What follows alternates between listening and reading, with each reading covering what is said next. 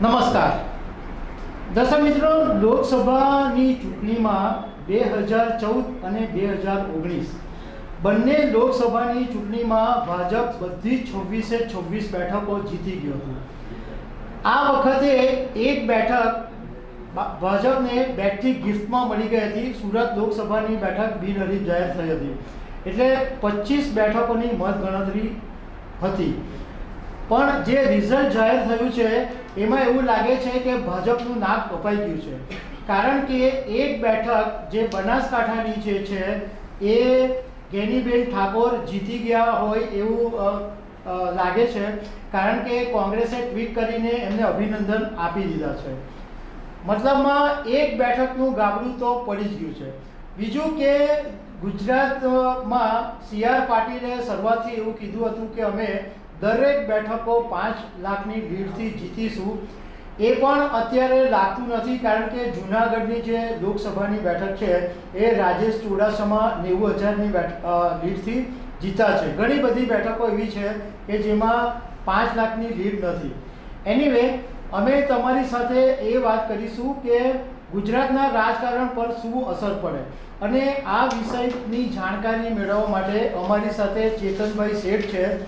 ચેતનભાઈ શેઠ જાણીતા પત્રકાર છે, સિનિયર પત્રકાર છે, અને રાજકારણના વિષય ઉપર તેમની સારી એવી પકડ છે. ચેતનભાઈ, આ જે ગુજરાતના પરિણામો જે અત્યારે જે આગળ ચાલી રહ્યા છે અને એક રિઝલ્ટ પણ આવી ગયું, તો ગુજરાતના રાજકારણ પર શું અસર પડશે એવું લાગે છે તમને? રાજેશભાઈ, ગુજરાતના રાજકારણ પર, દેશના રાજકારણ પર પણ આખા પરિણામની અસર પડે એમ છે, કારણ કે ભાજપ પોતાના સ્વતંત્ર તાકાતથી 272 જેટલી બેઠકો નથી મેળવી રહ્યું તેવું અત્યાર સુધીનો ટ્રેન્ડ સ્પષ્ટ થઈ ચૂક્યો છે. એટલે તેના કારણે હવે ઘણા બધા ફેરફારો આવશે, અને એ ફેરફારની અસર હવે ગુજરાતમાં પણ જોવા મળશે. અને ગુજરાતમાં ભાજપે જે 26 બેઠકો મેળવવા માટેની તેમની જે હેટ્રિક કરવાની સ્થિતિ હતી તે ગુમાવી છે. ગેનીબેને જીત મેળવી લીધી છે એવું શક્તિસિંહ ગોહિલનું ટ્વીટ પણ થઈ ચૂક્યું છે. એટલે ભાજપ આ વખતે 26 બેઠક કન્ટિન્યુ કરવા માટેની જે તક હતી તે નથી પાર કરી શકી. એટલે ગુજરાતની અંદર પણ આ જે પરિણામો છે તેની અસર ચોક્કસ થશે, અને ગુજરાતની અંદર ખાસ કરીને ભાજપમાં હું સ્ટ્રક્ચરલી ફેરફારો થાય એવું જોઈ રહ્યો છું, કારણ કે જે પ્રકારની ચૂંટણી પહેલાંની સ્થિતિ હતી, એટલે ચૂંટણી જાહેર થાય તે વખતની સ્થિતિ હતી, અને કેમ્પેનિંગ દરમિયાનની સ્થિતિ હતી, અને અત્યારના હવે પરિણામ વખતની સ્થિતિ છે. આ પરિણામ વખતની સ્થિતિ તદુપરાંત નેશનલ સિનારીઓ પણ જે પ્રકારનો છે, હવે કેન્દ્રમાં કોણ સરકાર બનાવશે તે પણ એકદમ પ્રવાહી સ્થિતિ છે. તો આ બધા સંજોગોની અંદર ગુજરાતની અંદર તેના ઓબ્વિયસલી એના પરિણામો અથવા તો ગુજરાતની અંદર તેની અસર જોવા મળશે. ગુજરાતમાં પાર્ટીની અંદર, સરકારની અંદર પણ ફેરફારો થાય એ બહુ સ્વાભાવિક રીતે હવે દેખાઈ રહ્યું છે, અને ખૂબ નજીકના સમયની અંદર જ ફેરફાર થાય એવું આપણને લાગે છે. કારણ કે કેન્દ્રની અંદર જે પ્રકારે સત્તા હતી અને કદાચ સત્તા કયા સંજોગોની અંદર ફરી પાછી હાથમાં લઈ શકાશે તે હજુ નિશ્ચિત નથી. એટલે તેની અસર સમગ્ર દેશમાં થાય તો તેમાંથી ગુજરાત બાકાત નહીં રહી શકે.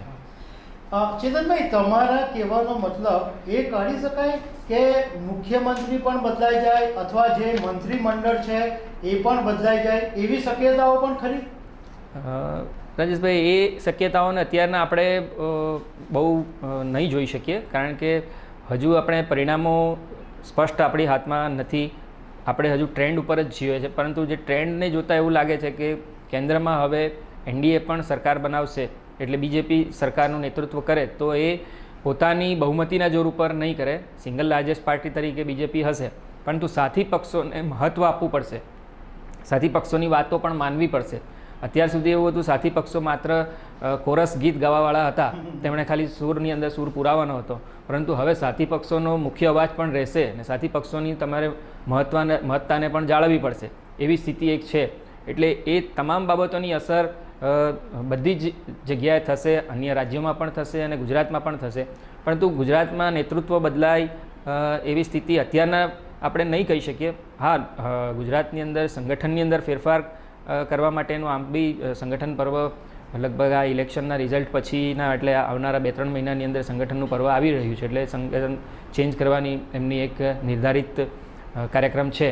એટલે તે દરમિયાન સંગઠનની અંદર મોટાપાયે ફેરફારો થાય એવું જોઈ શકીએ, પરંતુ સરકારની અંદર નેતૃત્વ બદલાય તેવી શક્યતા અત્યારના નહીં વર્તાય. પરંતુ સરકારની અંદર થોડા ચહેરા બદલાશે એ એટલા માટે કે જે 5 પેટા ચૂંટણીઓ થઈ એ 5 પેટા ચૂંટણીની અંદર જે બહારથી આવેલા જે ઉમેદવારો હતા, જે કોંગ્રેસમાંથી હતા, તેમની સાથે કોઈ કમિટમેન્ટ હોય અથવા તો સરકારની અંદર તેમને સામેલ કરવાના હોય, તો એવા બધા સંજોગોને કે કમિટમેન્ટોને જોતા સરકારની અંદર ફેરફારો થાય, નેતૃત્વની અંદર સરકારના નેતૃત્વમાં ફેરફાર થાય એવી શક્યતાઓ અત્યારના આપણે નથી જોતા.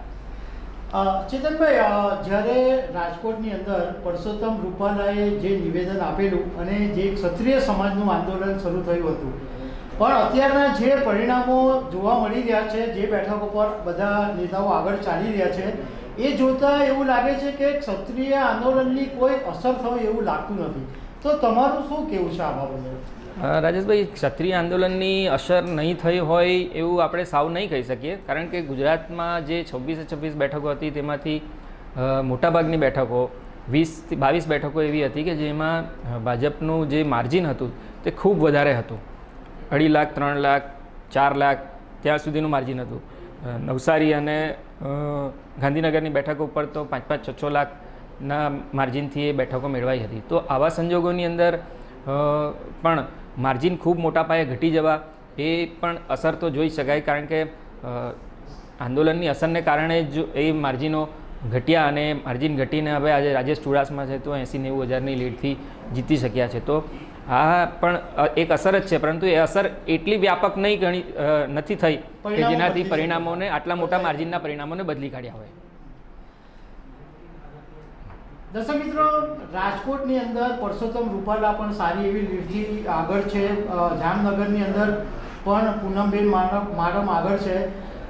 જે પહેલાં જ્યારે પરસોત્તમ રૂપાલાના નિવેદનો આવતા હતા ત્યારે રાજકારણના જાણકારો એવું કહેતા હતા કે સૌરાષ્ટ્રની બેઠકો પર સૌથી વધારે અસર પડશે, પણ ચેતનભાઈએ કીધું તેમ કે એ અસર જુદી રીતે પણ હોઈ શકે છે. દર્શક મિત્રો, આવી અનેક વાતો સાથે અમે તમને મળતા રહેશું અને ચેતનભાઈનો પણ અમે આભાર માનીએ છીએ. Chetanbhai, thank you very much.